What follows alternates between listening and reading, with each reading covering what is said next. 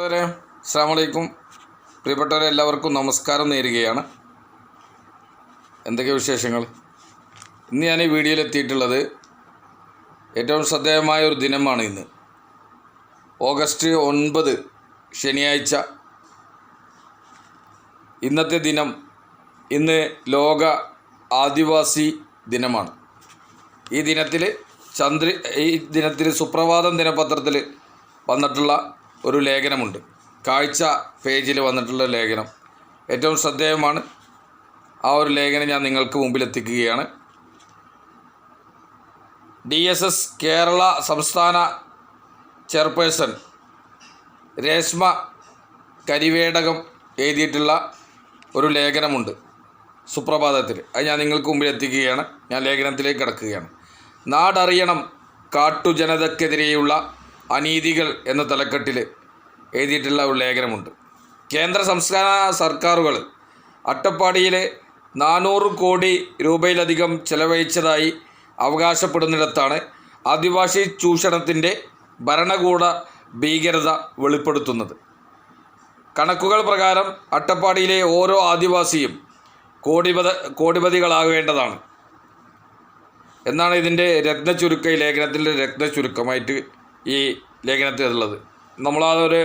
അതിൻ്റെ അകക്കാമ്പിലേക്ക് വിശദമായുള്ള ആ ഒരു ലേഖനത്തിലേക്ക് കടക്കുകയാണ്.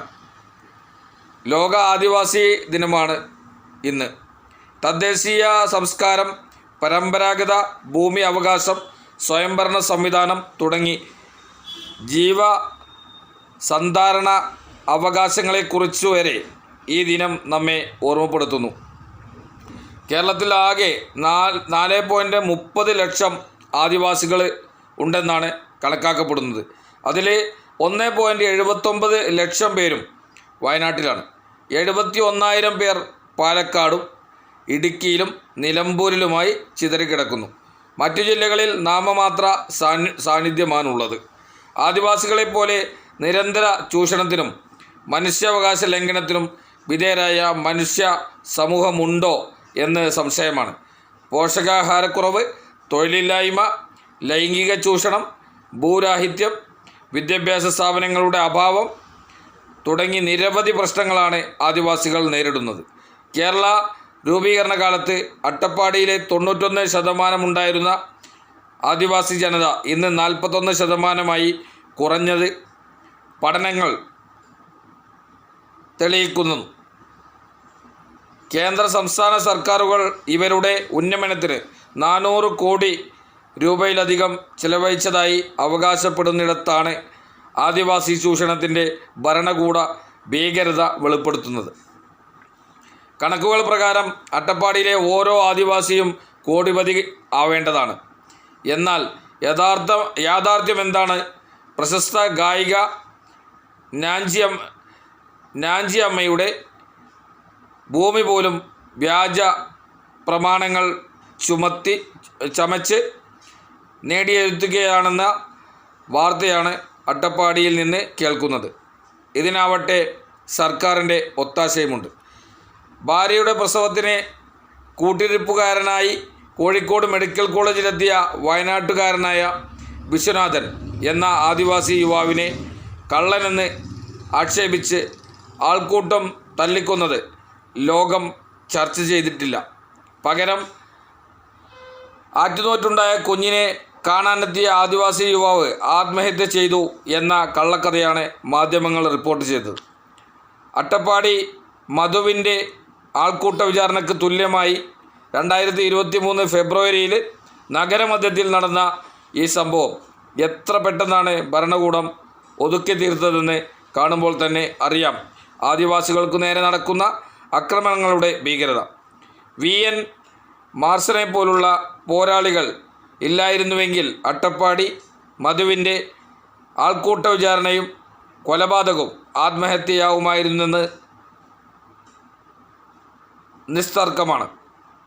CK ജാനുവിൻ്റെ നേതൃത്വത്തിൽ മുത്തങ്ങയിൽ നടന്ന സമരമാണ് കേരളത്തിൽ ആദിവാസി സമൂഹത്തിൻ്റെ ഭൂമി പ്രശ്നത്തെ പൊതുസമൂഹത്തിൻ്റെ മുന്നിലെത്തിക്കാൻ കാരണമായത്. ലോക്സഭ പാസാക്കിയ ഫോറസ്റ്റ് ആക്ട് 2006 ഈ പശ്ചാത്തലത്തിൽ പരിശോധന വിധേയമാക്കേണ്ടത് അനിവാര്യമാണ്. 1977 മുൻപ് തന്നെ 10,000 ഏക്കറിൽ അധികം ഭൂമിയാണ് ആദിവാസികൾക്ക് നഷ്ടമായതെന്ന് നിയമസഭാ രേഖകൾ പറയുന്നു. ഇത് തിരികെ നൽകാൻ സംസ്ഥാന സർക്കാർ ബാധ്യസ്ഥരാണെങ്കിലും കൈവശം ഇത്രയും ഭൂമി ഇല്ലെന്നാണ് സർക്കാർ ഭാഷ്യം. ഫോറസ്റ്റ് ആക്ടിലെ വ്യക്തിഗത അവകാശപ്രകാരം 10 ഏക്കർ വരെ ഒരു ആദിവാസിക്ക് നൽകുവാൻ സാധിക്കുമെന്ന് ഇരിക്കെയാണ് സർക്കാരിൻ്റെ നിസ്സംഗത. അതുപോലെ സാമൂഹിക അവകാശം മുന്നോട്ട് വയ്ക്കുന്ന വിശാല സാധ്യതകളെയും മുളയിലെ നുള്ളുന്ന നടപടിയാണ് സംസ്ഥാന സർക്കാർ എക്കാലവും സ്വീകരിച്ചത്. ഇത് ഭൂമിയുടെ വിഷയത്തിലായാലും സ്വയം പര്യാപ്തത പദ്ധതികളുടെ കാര്യത്തിലായാലും ശരി, ആദിവാസികളുടെ ഉന്നമനത്തിന് എന്നും വിലങ്ങുതടിയായി നിൽക്കുന്നതിൽ കേരള വനം വകുപ്പിന് പ്രഥമ സ്ഥാനമാണുള്ളത്. സാമൂഹിക അവകാശത്തെ ഹനിക്കാൻ വനം വകുപ്പ് നടത്തുന്ന പദ്ധതികളിൽ ഒന്നാണ് വനശ്രീ സംരംഭങ്ങൾ. ആദിവാസികൾ ശേഖരിച്ചു കൊണ്ടുവരുന്ന വിഭവങ്ങൾ നിസ്സാര വിലക്ക് വാങ്ങി വിപണിയിൽ കോടികളുടെ വരുമാനമാണ് വനം വകുപ്പ് തേടുന്നത്. യഥാർത്ഥത്തിൽ ഈ വരുമാനം ഓരോ ആദിവാസിക്കും അർഹതപ്പെട്ടതാണ്. മുൻകാലങ്ങളിൽ തമ്പ്രാക്കൾ എന്നറിയപ്പെട്ടിരുന്ന ജന്മിമാർ ചെയ്തിരുന്ന അതേ പ്രവൃത്തി ഇന്ന് ചെയ്യുന്നത് വനം വകുപ്പാണ്. ഉൽപ്പന്നങ്ങൾ വിൽക്കാൻ ഡൽഹിയിൽ നടക്കുന്ന അന്താരാഷ്ട്ര വിപണന മേളയിൽ ആദിവാസികൾക്ക് അവസരം നൽകിയിരുന്നു. എന്നാൽ ഇടതു സർക്കാർ വന്നതിന് ശേഷം ഓരോ ആദിവാസിക്ക് പോലും ഡൽഹിയിലെ വിപണന മേളയിൽ പങ്കെടുത്ത് അവരുടെ ഉൽപ്പന്നങ്ങൾ വിൽക്കാൻ ഭാഗ്യമുണ്ടായിട്ടില്ല. ഇത്രയേറെ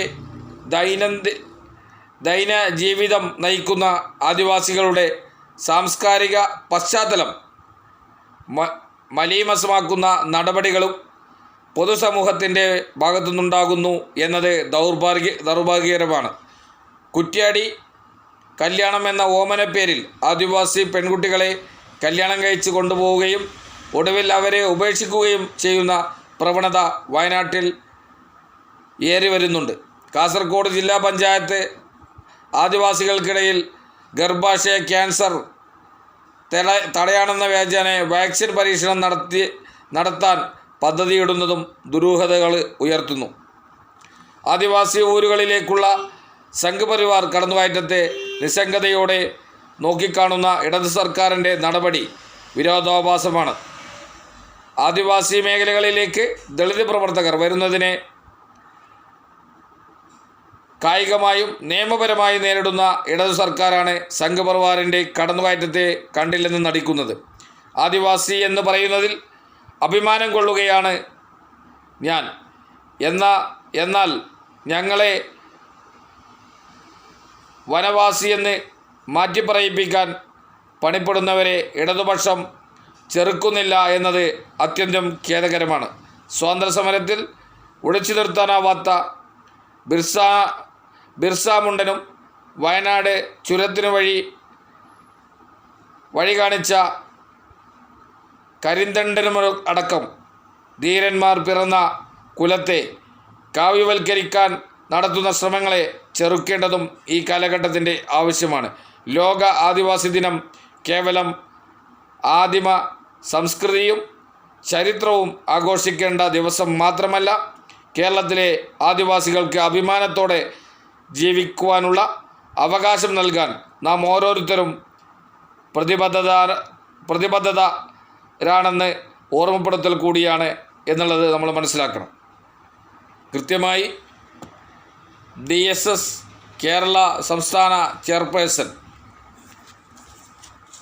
ഇന്ന് ലോക ആദിവാസി ദിനത്തിൽ രേഷ്മ കരിവേടകം എഴുതിയിട്ടുള്ള ഏറ്റവും മനസ്സിൽ തട്ടുന്ന ഒരു ലേഖനമാണ്. ആദിവാസികളുമായി ബന്ധപ്പെട്ട് കൃത്യമായി തന്നെ നാടറിയണം കാട ജനതയ്ക്കെതിരെയുള്ള അനീതികൾ എന്ന തലക്കെട്ടിൽ ഇന്നത്തെ ആദിവാസി ദിനത്തിൽ ഈ ഒരു എഴുതിയ ലേഖനം നിങ്ങൾക്ക് മുമ്പിൽ എത്തിക്കാൻ കഴിഞ്ഞതിൽ ഏറെ സന്തുഷ്ടനാണ്. ഏതായാലും ഏവർക്കും പ്രിയപ്പെട്ട കാടിൻ്റെ മക്കൾക്ക് ആദിവാസികൾക്ക് എല്ലാവർക്കും ഇന്ന് ലോക ആദിവാസി ദിന ആശംസകൾ നേർന്നുകൊണ്ട് ഞാൻ എൻ്റെ ഈ എളിയ വാക്കുകൾ അവസാനിപ്പിക്കുകയാണ്. എല്ലാവർക്കും നന്ദി, നമസ്കാരം. ഇനിയും ഇതുമായുള്ള ചരിത്രങ്ങളും അതുപോലെ തന്നെ ശ്രദ്ധേയമായ വാർത്തകളും നിങ്ങളുടെ മുന്നിലെത്തിക്കുന്നതുവരേക്കും എല്ലാവർക്കും നന്ദി, നമസ്കാരം. അസ്സലാമു അലൈക്കും വറഹ്മത്തുള്ളാഹി തആല വബറകാതുഹു. മഅസ്സലാമ.